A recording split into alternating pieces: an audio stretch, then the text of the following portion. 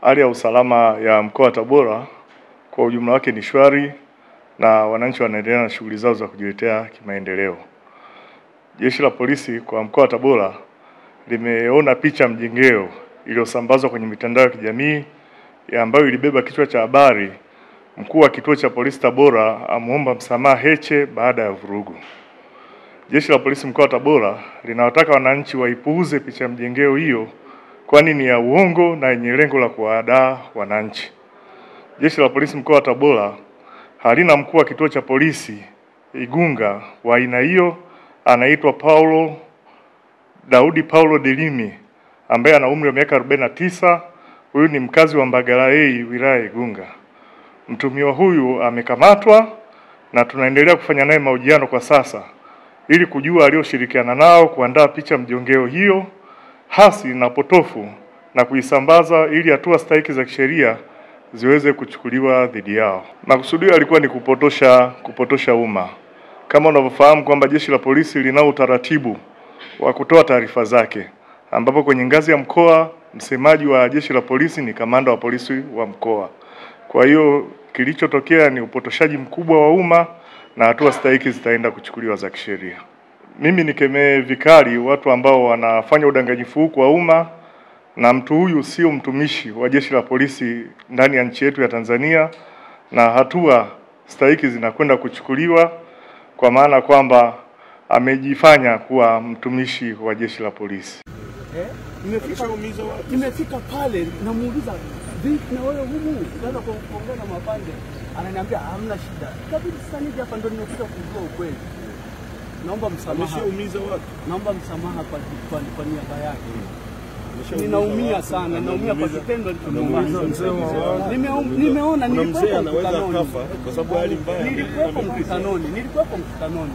Naomba msamaha kwa ajili yake, lakini sheria itachukua nafasi yake. Naomba kazi mnayofanya ni njema. Halafu wanatokea kumbavu kama wao kweli. Kazi hii mimi nafuatilia kwenye mitandao na tunahamasisha hili swala kila siku tunapokwenda. Na tone tunachangia. Asante sana.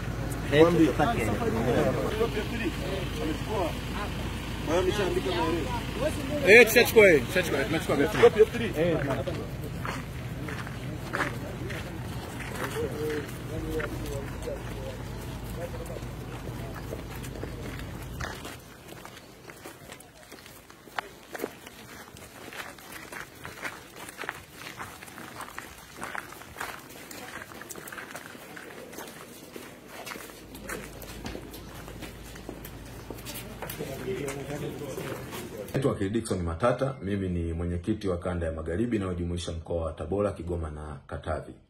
Leo majira ya jioni nimeona taarifa kwenye vyombo mbalimbali vya habari RPC wa mkoa wa Tabora, Kamanda Abwao, akisema wamemkamata mtu aliyejifanya mkuu wa kituo cha Igunga na kwamba atawajibishwa kwa mujibu wa sheria kwa kujifanya yeye ni polisi wakati sio kweli. Napenda kuanza kwa kusema taarifa hizi ni za uongo. Jana wakati tukiwa kwenye mkutano katika wilaya ya Igunga, akiwa anahutubia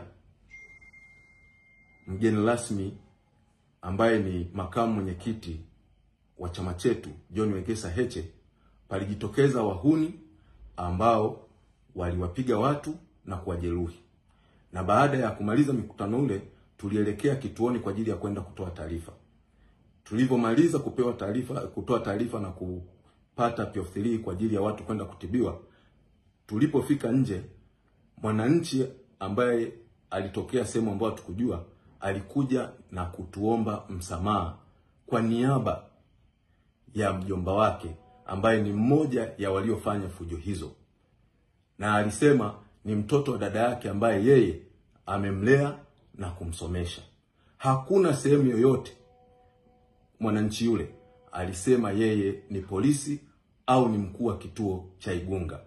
Kwa hiyo taarifa hizi ni za uongo, na kimsingi kwa sisi kama chama na mimi kama mwenyekiti wa kanda ya Magharibi, ninaona ni mkakati maalum wa kuhakikisha wanazima kuzungumzia na kuhakikisha wanatuambia ni hatua zipi wamezichukua tangu jana wauni wale walipotuvamia kwenye mkutano ambao ulikuwa kisheria, lakini hawakuwepo polisi kwenye mkutano ule wakati tunaanza, huku wakijua kwamba tunatakiwa kupewa ulinzi.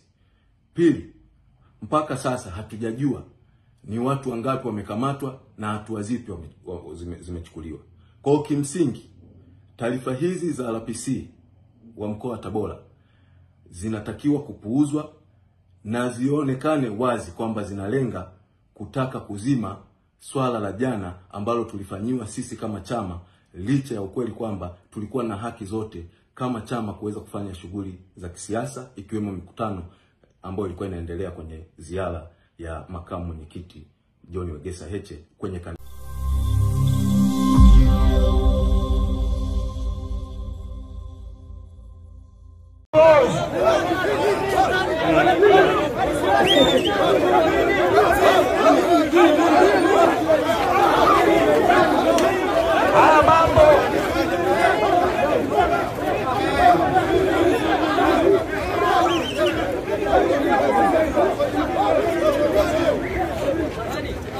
Fujo.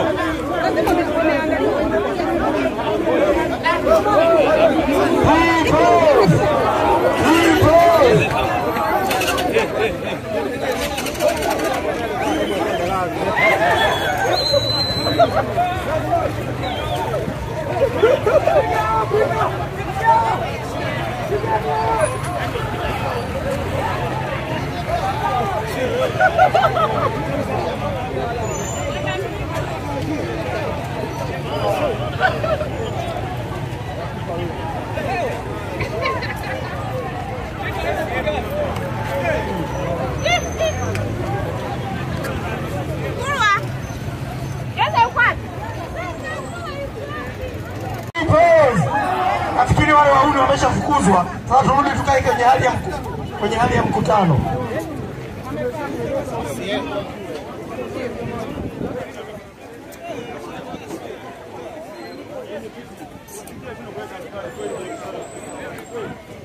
Amjamkamata maana yake nini?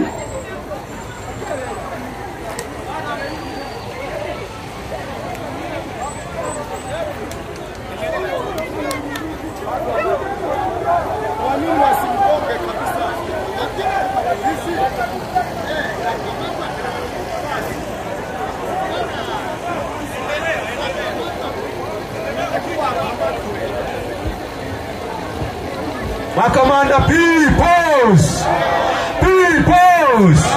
Njoni tuendelee makamanda, njoni tuendelee. Njoni tuendelee makamanda. Njoni tuendelee makamanda. Mwenye bajaji. Hawa watu wanaotumwa kuja kuvuruga mikutano yetu. Na bahati nzuri taarifa tulikuwa nayo na OCD akataarifiwa. Huyu kijana aliyekuwa anafanya fujo anaitwa nani? Filu. Rufilu. Anatoka wapi? Anatoka? Mkata ya Mbuta. Mbutu. Mwana CCM sio? Mwana CCM si ndio? Na amekuja na kisu hapa. Kwa alikuwa anajua anakuja kufanya fujo, si ndio? Ili waseme sisi hapa tunafanya fujo, si ndio? Wanawanunulia ambiance. Nao wanawanunulia ambiance ni nini? Pombe. Wanawapa pombe ili waje kufanya fujo. Emfikiria huo ni ujinga wa namna gani? Kijana unakuja kufanya fujo kwenye umati wote huu kwa kupewa ambiance. Ambiance ni shilingi ngapi? 2000. Yaani huyu kijana ni wa CCM, si ndio? Na mnamfahamu. Anatoka wapi? Anatoka Mbuta. Mbutu. Mbuta. Ibuta. Nani wa CCM? Ni kiongozi wa CCM. Ni kitongoji wa CCM. Okay. Asanteni. Makamanda John tuendelee na mkutano. John tuendelee na mkutano. Yule mzee. Apewe huduma. Apewe huduma, achukuliwe apelekwe kwenye huduma. yani anakuja na kisu kwenye mkutano wetu. Sikilizeni, vyama vya siasa vimeanzishwa kwa mujibu wa sheria, sawa jamani? Na tuna haki ya kufanya mikutano sawa na chama kingine chochote kwenye nchi hii. Tunaelewana? Tuko pamoja? Hakuna mtu ambaye amekuja hapa kufanya fujo, wote mmekuja kutusikiliza, si ndio? Kama ambavyo wao wakija CCM mnaenda kuwasikiliza, si ndio? Kwa sababu ni haki yenu kutusikiliza na kuwasikiliza wao, sawa? Sasa ni nini kinasababisha wanakuja kufanya fujo kwenye mikutano yetu? Ni kwa nini wanakuja kufanya? Tukiamua kuwashughulikia watu wawili watatu wanaweza kushindana na nyinyi. Sawa na au ni kwa sababu sisi ni watulivu, si ndio? Sikilizeni. Na polisi wako wapi? Polisi wako wapi? Baada ya kupewa taarifa hajaja wala hakuna polisi walioko hapa. Uongo? Kwa nini tusiamini kwamba hiki kitu kimetengenezwa na walikuwa na taarifa hizo? Sisi mara nyingi tunafungiwa mikutano na nini, wanasema kuna taarifa za kiintelijensia, si ndio? Ambazo hazipo. Leo sisi tunawaambia kwamba kuna watu wanakuja kufanya fujo, halafu hata polisi leo hapa wako wapi? Kuna mtu anaona polisi hapa? Kwa tunajilinda wenyewe. Wakati wao wanatakiwa kutulinda sisi, si ndio? Na hawalipi mishahara kwa fedha za CCM peke yake na fedha zenu, si ndio? Nyinyi wote si mnalipa kodi? Kama mnalipa kodi, si ndio zinawalipa mishahara? Na wao si wanatakiwa kuwalinda nyinyi? Au nyinyi sio raia wa nchi hii? Polisi wako wapi? Tumempigia Hussein simu hapa kupitia kwa mwenyekiti. Anapokea, hakuna anachoongea. Na kituo naambiwa kiko nyuma tu hapo, si ndio? Leo polisi wako wapi hapo? Kwa nini tusijua hizi ni hujuma za wazi zinazofanywa? Si ndio? Na tumeiona hii trendi imeanzia Kondoa. Wakataka kufanya Manyoni tukawadhibiti. Sasa hapa wamekuja tena kufanya. Kwa hii kitu inaonekana wazi serikali iko nyuma yake. Sasa sikilizeni. Sisi sio wanyonge. Sisi wananchi sio wanyonge. Hii kanda yangu. Mimi ni mwenyekiti wa kanda hii. Tuna mikutano mingine inaendelea. Tuna Manonga leo, tuna Nzega na tuna Tabora mjini. Ole wao kule kifanyike kitu kama hiki. Ole wake kifanyike kitu kama hiki. Tunaelewana? Tuheshimiane. CCM wanafanya mikutano yao kwa amani. Kama hawapati watu, isiwe sababu ya kutaka kuvuruga Chadema inapopata watu. Kama hawapati watu, wasiwe na sababu ya kuja kutaka kuvuruga mikutano yetu. Sawa jamani?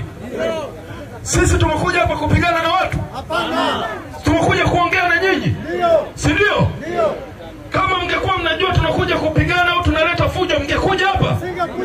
Mmekuja kwa sababu mnajua Chadema ni chama cha amani, ni chama ambacho kinakuja kuongelea masuala yanayohusu maisha yenu, si ndio? Na ndio maana tulipofika watu wamemkabidhi matatizo na kero makamu mwenyekiti wetu, si ndio? Kwa sababu anakuja kuwazungumzia nyinyi, si ndio hivyo? Sasa hii kitu mtu anakuja na kisu, yani unakuwa na kisu na unafanya fujo alafu unachomoa kisu. Alikuwa amejiandaa. Makamanda sogeni, msiogope. Sogeni mlioko mbali, sogeni tuendelee. Sogeni. Tusiogope. John. Mlioko kule kwenye miti, John. Sogeni tuendelee. Tutajilinda wenyewe licha ya ukweli kwamba hapa tuliandika barua na polisi wakaijibu, lakini leo hawajaleta ulinzi, si ndio? Ingekuwa CCM wanafanya mkutano saa hizi, Hussein asingekuwepo, polisi wasingekuwepo. Nikisema ni hujuma nakosea? Nikisema kwamba alitumwa nakosea? Asante. Sogeni huko makamanda. Sogeni.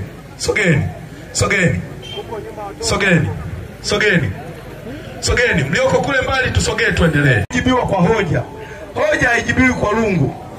Nyie kama mna uwezo au kama mna jambo lolote mnataka kuijibu Chadema, tukitoka hapa Igunga na nyie itisheni mkutano ili mje mzungumze na watu wa Igunga na mjibu hoja za Chadema ambazo zimezungumzwa kwa watu wa Igunga. Haya yanayofanyika ni yanaonesha ni kwa namna gani CCM hawana hoja, wamepaniki na hawana cha kufanya. Kwa na waombeni watu wa Igunga, iungeni mkono Chadema, na nitumie fursa hii kuambia vijana wa Chadema Tanzania nzima na kila sehemu tunayokwenda kufanya mkutano, hawa watu wameshapaniki. Ni lazima na sisi tujilinde. Muhuni yoyote atakayejitokeza kuharibu mikutano yetu, na sisi tutatafuta njia ya kihuni kumdhibiti. Yawe muhuni, ni lazima uwe muhuni zaidi yake. Ni lazima watu wadhibiti, lakini tusihakikishe na sisi tunawafanyia jambo lolote. Wanataka afe mtu kwenye mkutano wa Chadema ili watufungie mikutano yetu. Tutakuwa wapole, tutakuwa watulivu, lakini hatutakuwa mafala. Kwa watangazia viongozi wote wa BAVICHA kwenye kila wilaya, kila jimbo, kila mkoa, sisi tunalo jukumu la kuhakikisha mikutano yetu tunailinda na inakuwa salama. Jeshi la polisi linapaswa kuwa jeshi la kulinda mikutano ya Chadema, lakini hapa Igunga polisi wako wapi? Hawapo, halafu wako wahuni wanaharibu mikutano hii. Kwa nawapa maelekezo viongozi wa BAVICHA na vijana wa Chadema Tanzania nzima, ni lazima kokote tutakapokuwa tunafanya mikutano tuhakikishe tunalinda mikutano yetu ili tuwafikishie Watanzania ujumbe ambao Chadema tumeubeba, ujumbe ambao umekuwa ni mwiba mkubwa kwa CCM na serikali yao, kwa sababu hawana majibu. Agenda ya no reforms no election imekuwa ni agenda ya Watanzania. Mara baada walikuwa wapi? Walikuwa hawana taarifa kwamba kuna mkutano hapa. Anyway, asante mzee wangu. Asante mzee wangu Kasumbai. Sasa ndugu zangu, naomba